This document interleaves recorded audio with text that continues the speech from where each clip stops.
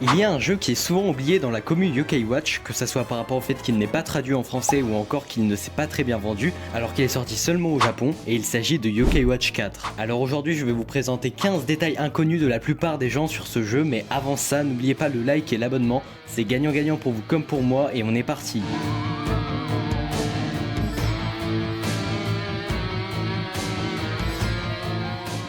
Dans la bibliothèque du manoir qui se trouve dans la ville du passé, on trouve un peu partout des représentations de yokai. Que ça soit des dessins ou des masques, eh bien on se rend compte que la personne qui habitait là s'intéressait déjà aux yokai et peut-être même à la possibilité de les voir. Maintenant, si on s'intéresse aux masques, eh bien on se rend compte qu'ils représentent deux yokai bien connus, car celui de gauche est le masque de Tengu et celui de droite est le masque d'un Oni bleu qui est sûrement Ogralos.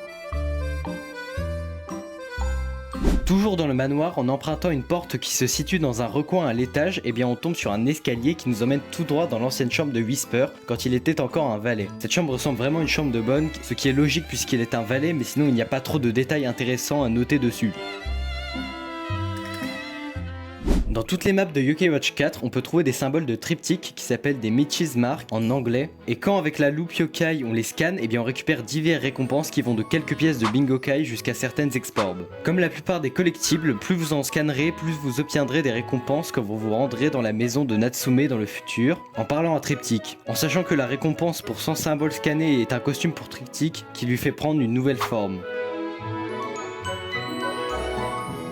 Si vous avez acheté le DLC de Yokai Watch 4, vous avez sûrement visité la zone qui a été rajoutée à l'intérieur et il s'agit du Koto Fleuri, la meilleure map de Yokai Watch. Mais à part ça, vous avez peut-être remarqué à quel point la map était incroyablement vide et sans contenu, et ça c'est normal parce que Level 5 a décidé de tout simplement supprimer à la fois des ruelles, mais aussi des intérieurs de bâtiments comme le fil du temps, les sources chaudes ou encore bien d'autres. Mais s'il y a un lieu qui nous a tous marqué étant petit, eh bien c'est la ruelle à côté du temple de la voix où on pouvait trouver Noko en faisant plein d'allers-retours entre les deux zones. Et là, Level 5 a décidé de la supprimer sans aucune raison. Enfin si, ils avaient sûrement la flemme comme pour le Level 5 Vision.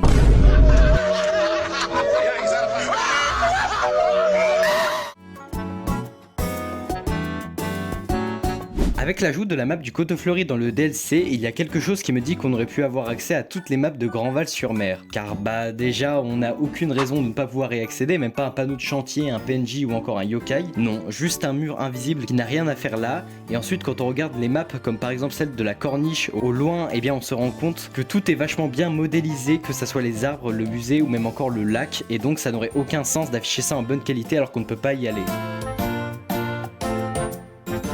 On retourne sur un détail un peu plus classique, mais dans la chambre de Nathan à Grandval, eh bien on arrive à distinguer sur son étagère une photo de lui avec Wyatt quand ils étaient tous deux aux États-Unis, et ça fait une petite ref à Yokai Watch 3 assez cool.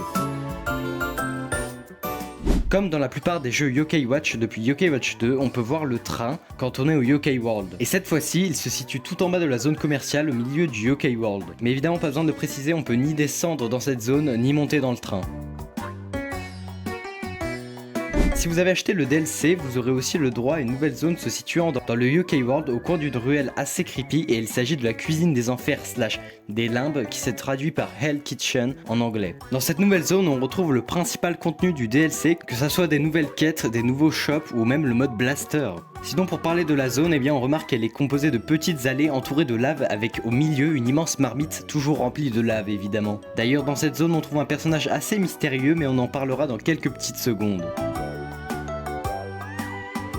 Tout proche de l'entrée de chez les Blasters, on retrouve un personnage assez étrange car il ressemble littéralement à un humain et pas à un yokai. Et il s'agit de la version future de Ton Tonnerre. Et si je vous en parle, c'est à cause de son aspect, parce que si on le regarde bien, il fait très mal l'ancien avec sa tunique et sa longue barbe. En tout cas, c'est impossible de voir Tonton Tonnerre là-dedans. Alors est-ce que c'est une simple petite référence ou est-ce que c'est moi qui vois des choses partout? Bah je vous laisse le dire en commentaire.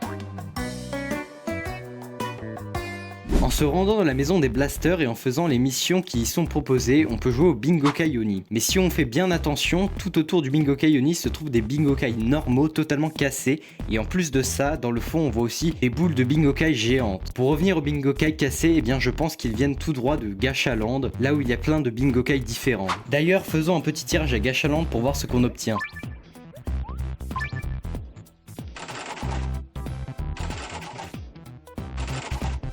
Alors qu'est-ce qu'on obtient? Et bien on obtient un bouton s'abonner. Bah ouais les gars, abonnez-vous si c'est pas déjà fait, c'est extrêmement important pour le soutenir et je vous laisse avec la suite de la vidéo.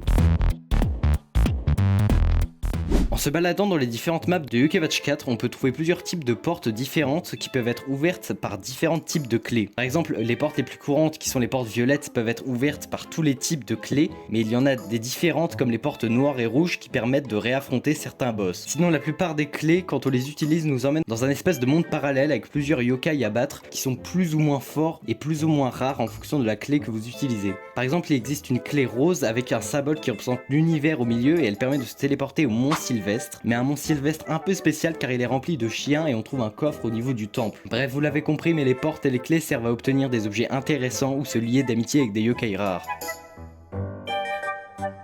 En se rendant dans la partie souterraine du Yokai World et en allant dans une des allées marchandes, eh bien on trouve entre deux boutiques une espèce de maquette slash mini version du Yokai World avec sur les toits des bâtiments les sortes de fantômes qui peuplent le Yokai World. Donc je ne sais pas si on aurait dû avoir la possibilité de se miniaturiser pour aller explorer cette zone, mais en tout cas ça reste toujours intéressant d'en parler. Vous l'avez déjà sûrement vu passer, mais récemment Level 5 a sorti une version censurée de Yokai Watch 4 en Chine, et donc dans cette version, tout ce qui était référence au sang, aux os, à la chair a été censuré et ont été majoritairement remplacés par des robots, ou pour certains ça a juste été masqué. Ils sont même allés plus loin en allant censurer le décolleté de Blizzaria Shadowside, donc oui, on a eu affaire à beaucoup de censures différentes, mais là où c'est intéressant, eh bien c'est dans le fait que donc les développeurs ont dû retoucher au jeu, et donc peut-être que ça aurait pu motiver Level 5 à sortir le jeu hors du Japon, et pour avoir la réponse à ça, il faudra comme toujours attendre le futur Level 5 Vision. Dans les petits détails comme ça qu'on ne remarque pas forcément, il y a les reflets dans les miroirs et les vitres de plusieurs objets comme dans les télévisions, dans des miroirs routiers ou encore bien d'autres. Mais malgré tout, les reflets ne sont pas poussés au maximum car par exemple, s'il pleut, eh bien dans le reflet il fera toujours beau. Donc c'est dommage, mais cette fois on peut comprendre qu'il n'ait pas eu envie de pousser ça trop loin. Après la fin du jeu, en vous rendant dans les chambres de Nathan et de Natsume, vous aurez la possibilité de changer les tenues de ces deux persos. Donc on aura pour Nathan la tenue qu'il porte pendant Yokai Watch 3 et pour Natsume ça sera la tenue d'écolière.